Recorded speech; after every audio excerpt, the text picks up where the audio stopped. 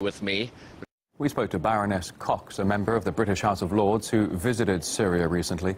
She says the voice of the people in western Aleppo is, for the most part, being silenced. Well, my replies are based on a visit to Syria recently, in which we visited not only Damascus, but we visited Aleppo, Latakia, many places. We had meetings with the Syriac Patriarch, with the Grand Mufti, with President Assad, and with local people. And so I will try to be their voice, because their voice doesn't get heard, especially on Western media. And their view is that they do not want forced regime change, thank you very much.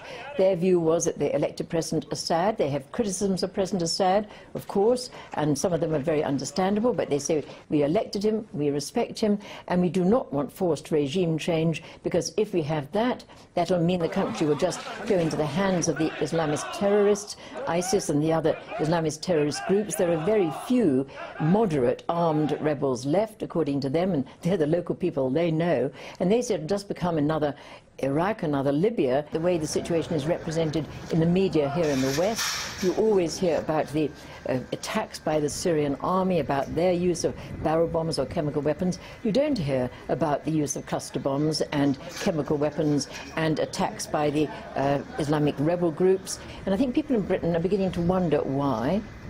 The mainstream media's focus on eastern Aleppo was again demonstrated in a CNN interview with Russia's Foreign Minister, Sergei Lavrov. This is a little boy, he's got a name, it's called Omran Dakhni, she's 5 years old. This is not a terrorist.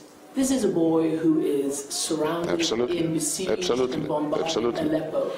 What do you say to the civilians who are simply asking for the right to not be bombed? That is a war crime, sir. It's really a tragedy, and they must insist that the moderates who want to protect them, they must separate themselves from Nusra. Earlier, our crew managed to film the only two flags that could be seen over the eastern part of the city, one belonging to Jabhat al-Nusra, the other to ISIL. And following the latest peace talks in the Swiss city of Lausanne, the Russian Foreign Ministry said anti-terror operations against both groups in Syria will continue. Although Islamic State is not known to be present in Aleppo, its sympathizers apparently are. Despite this, US diplomats insist there are only a couple of hundred terrorists there, although that's not consistent with the numbers estimated by the United Nations.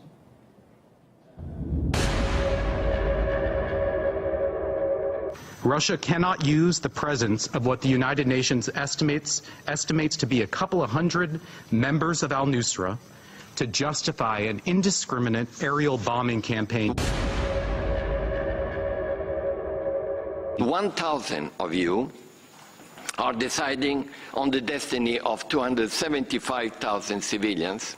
Americans seem to have agreed with Russia that al-Nusra remains a terrorist organization. It cannot be classified as anything else, just like ISIS. And al-Nusra, of course, is linked to al-Qaeda, although it's changed its name subsequently, but its extreme ideology is still there. And the al-Nusra people refused to separate from the other rebels, and so the whole basis of the ceasefire was destroyed. And our correspondent Murad Gazdiev reporting daily from the embattled front lines of Aleppo. There's the front page of his Twitter feed right there. Log on and follow Murad for all the latest information from the ground.